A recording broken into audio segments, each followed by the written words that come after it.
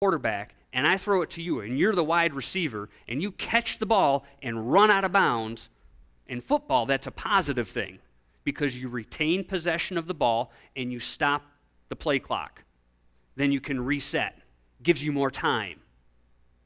If I do the exact same thing in basketball, I pass you the ball, you catch the ball and you run out of bounds, that's a very negative thing because you lose possession of the ball and the other team gets it. Same exact action, two very opposite results. So, did I want to be a Christian that operated within the rules better than anybody else? Or did I want to operate outside the rules and take my chances? And then I had a really good realization. The rules are the rules whether I want the rules to be the rules or not. So there's a story, you've probably heard it, but it's funny, that there's a guy who goes to the top of the tallest building in town, and he shouts in defiance, "I denounce the law of gravity. I am against it. I think it's wrong. I no longer accept the laws of gravity." And what happens?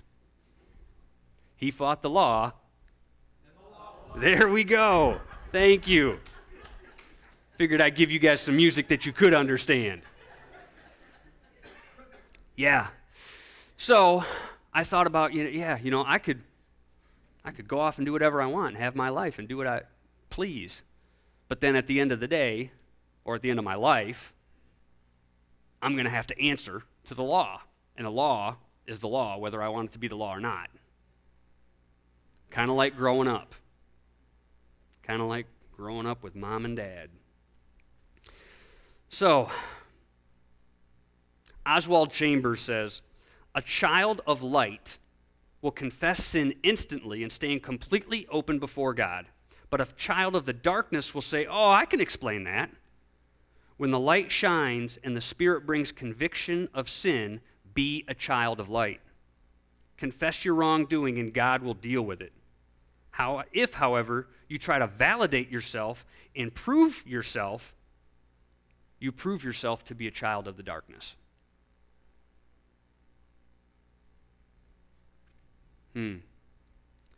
Well, okay. I'm not going to forgive that person right now because I'm just not ready. God doesn't care. Now, maybe you need to work through yourself. Yes, but we're called to forgive. So, whenever I tackle a subject or a sermon or scripture, I like to take real-world examples because it helps me wrap my head around stuff. So, crowd participation time, get ready to raise your hand. There's different types of learners in the world. Some people can be told something, understand it, and be able to do it. Other people say, can you show me how to do that?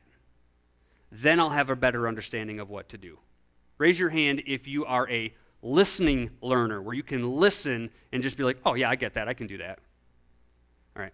Raise your hand if you are a show me learner. I need to see it before, okay. Yeah, that's what most people are. That's what I am. After about the third sentence, if I'm not fully engaged, I'm thinking about something else. So, I need to be shown. So that's why I look at real-world examples. And I like to look at extreme things. If you haven't gotten to know me very well, I'm a person of extremes. I swing on the emotional level. Like, if I like you, I really like you. I'm like a 6-month-old puppy. Just come up and lick your face. No, I won't lick your face. But, I mean, that's it. Yeah, if we're friends, and I like you, and I hug Todd Walma every time. Every time I see Todd Walma, give me a big old hug. Big fella. If I don't like something, I really don't like it, like mushrooms. I don't like mushrooms. I'm not going to eat something that is in the same family as a fungus. Just not going to happen. Just really don't like mushrooms. I wear my heart on my sleeve. If I'm happy, you're going to know I'm happy. If I'm not happy, you're going to know that I'm not happy. That's just how I am. So I look at extreme examples of Scripture and real-world examples of how those things have been lived out. A really good example, going back to this idea of spiritual Christianity versus cultural Christianity, is the aftermath of an event that took place on October 2nd, 2006 in Amish country. On October 2nd, 2006, a crazed man burst into a one-room schoolhouse in Amish country, Pennsylvania, and shot and killed 5 children. 5 of them died, more were injured. It was called the Nickel Mines School shooting because that was the name of the Amish one-room schoolhouse, was the Nickel Mines School. But I want to tell you what the Amish did. That happened late in the week, like a Thursday or a Friday. Monday of the next week, the men of the Amish community tore down the school building because they didn't want it to be something that the community would look at, remember, dwell on, and then give Satan a foothold to grow that animosity in their heart. This made national news. Some of you remember it. So people started sending donations to pay for the funerals of the students who had been killed, and just as a show of support to the Amish community.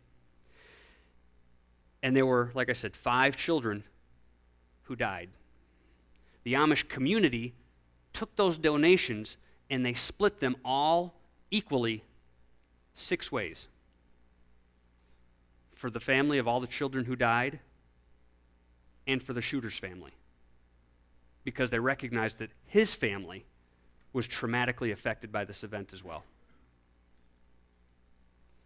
When it came time for the shooter's funeral, the Amish attended his funeral. When they were asked why they did these things, they just said that it was their biblical responsibility to forgive the shooter. This baffled the media. Because what does the media love? Hate. Hate, offensiveness, and anger. It makes your ratings go up. So on the day of the shooting, local media outlets were there first, and one of the grandfathers of one of the murdered Amish girls was heard warning his younger relatives. And he said, "We must not think evil of this man." Now, by their tradition, the Amish do not like to appear on camera. They don't like to be photographed, so they had spokespeople for their community talk to the media. One of the spokespersons was speaking for the community, and he said, "I don't think there is anybody here that wants to do anything but forgive. And not only that, but to reach out to those who suffered a loss. And we want to reach out to the family of the man who committed these acts." Man, can you imagine that? You kill my kid, and now I want to go to your funeral? God, that's biblical living. It's hard. That's hard teaching. But that's what God asks of us. After the funerals and all the hubbub died down, the shooter's wife wrote an open letter to the local newspaper in the community. And she says, "Your love for our family has helped to provide healing that we so desperately needed. The gifts that you have given have touched our hearts in a way that no words can describe. Your compassion has reached beyond our family, beyond our community, and is changing our world. And for this we sincerely thank you." So I go back to James in verse 20 through 22. It says, "For a man's anger does not bring about the righteous life that God desires. Therefore get rid of all moral filth and the evil that is so prevalent, and humbly accept the word that is planted in you, which can save you. Do not merely listen to the word and so deceive yourselves. Do what it says. If that is not a punch in the gut.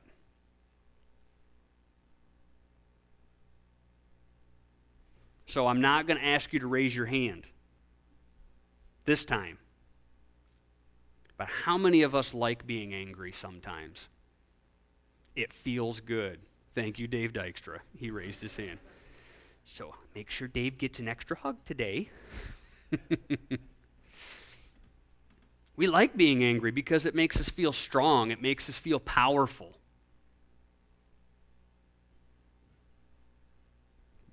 Physiologically, I just made that word up. Physiology, physical chemistry in your brain. Anyways, there's something that happens to your chemicals in your brain. I looked it up. You actually do get stronger when you're angry or afraid. The adrenaline starts pumping. We've all heard the stories of, some little kid gets run over by a car and the mom runs over and flips the car over and pulls the kid out. Maybe not that big, but. So we like that. We like that feeling. You wronged me. You're a sinner. You're a terrorist. You fill in the blank.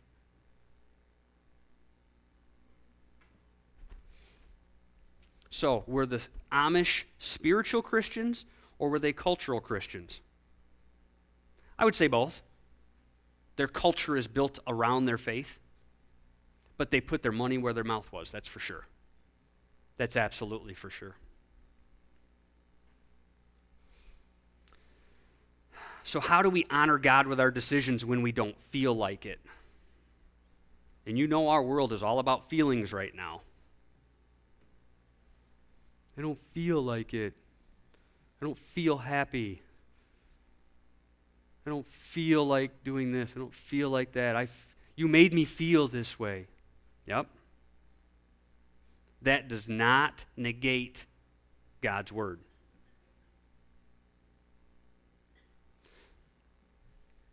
Have you ever had a job that you hated? Crowd participation, raise your hand. If you've ever had a job that you've hated, you've absolutely hated this job. Okay, a lot of happy people.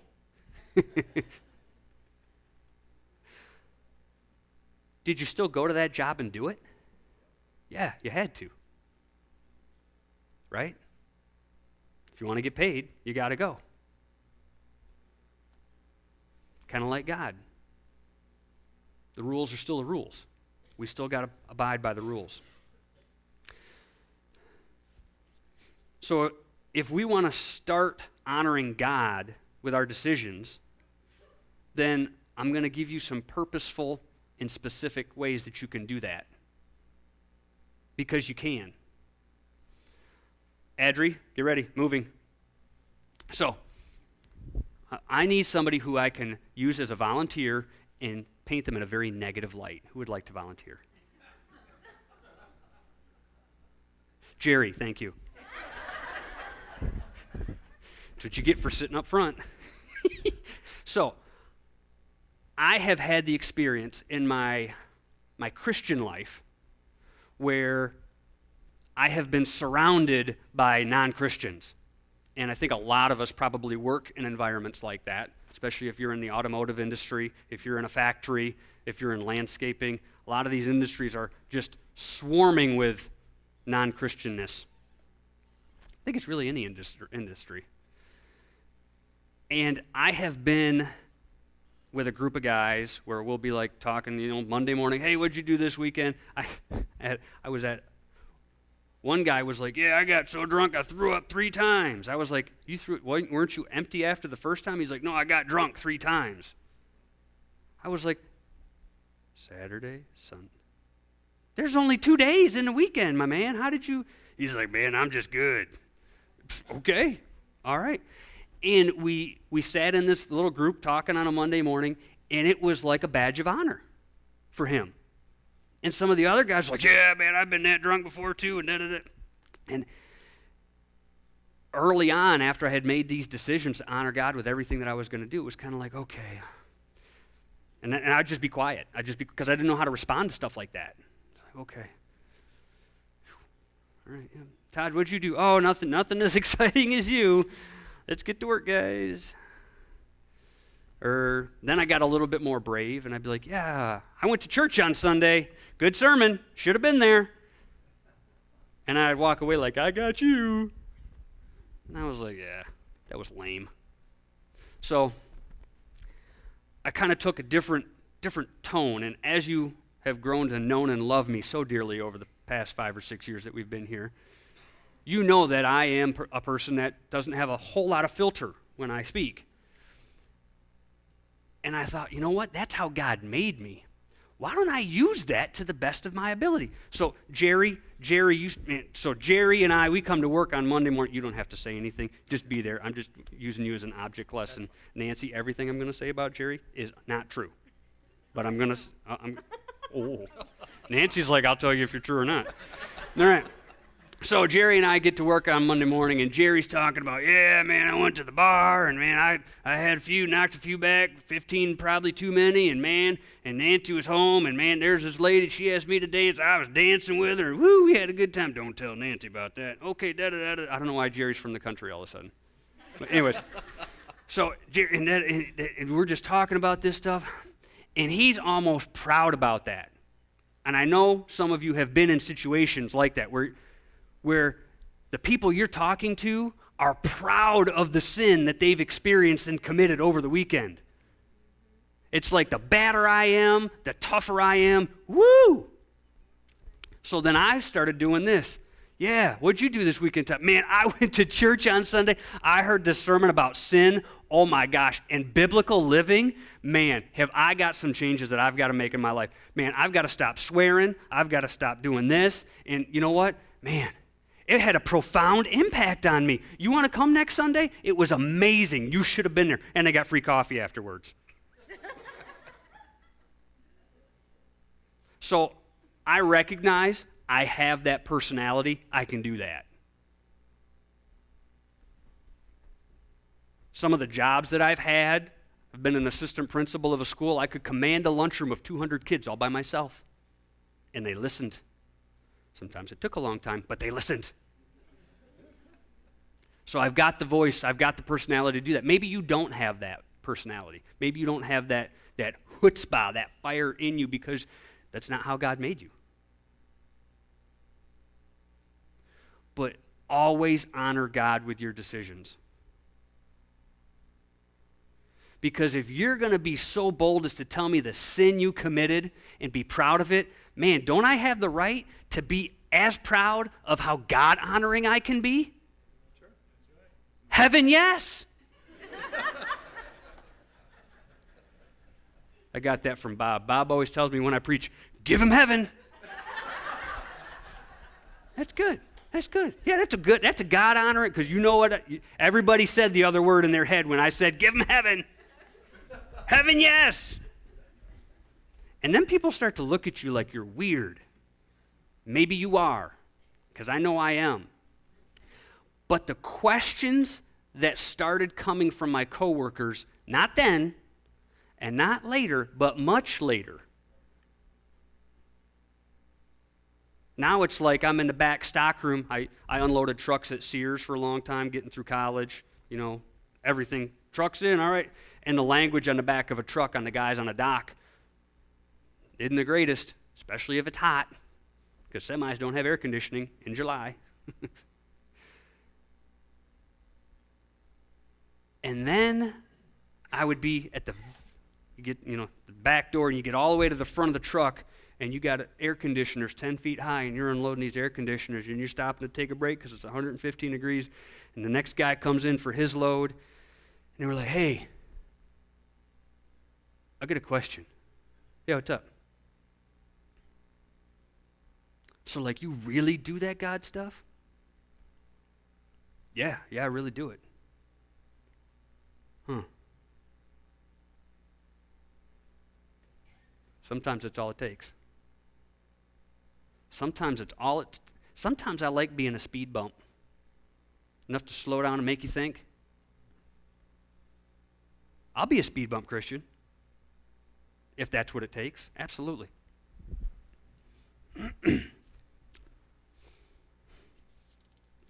So, some things you can do to make this faith biblical living, to be a spiritual Christian and a cultural Christian, combining those into one. I think a lot of us have a pretty good handle on the Ten Commandments. That whole working on Sundays thing is hard for us realtors. We're working on it.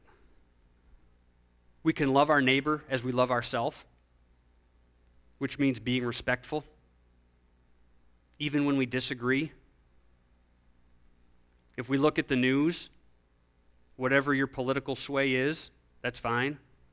But what is it? How disrespectful can we be to the other side? That's kind of what it's turning into. And if we take away that disrespect and people feel respected, I got a lot of flack as an assistant principal because I wouldn't yell at kids. I would be firm and stern, but I wouldn't yell at kids. And I actually had one of my principals that I sat under say, "You need to yell at that kid." And I was like, "Then you do it." Because I'm getting the results that I need to get. And if that kid feels that I can suspend him for a week and he comes back and says, "Hey, Mr. Hendricks, how you doing? I'm going to try to do better." Because he felt respected, even in the discipline. Goes a long ways. Here's a big one, forgive. That's a hard thing to do, is forgive people. Because we can hang on to that. We can hang on to that something fierce, can't we? Man, forgive. Golly, that's hard.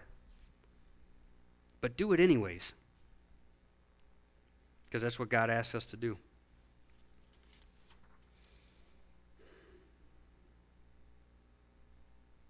Act justly, love mercy, and walk humbly before God.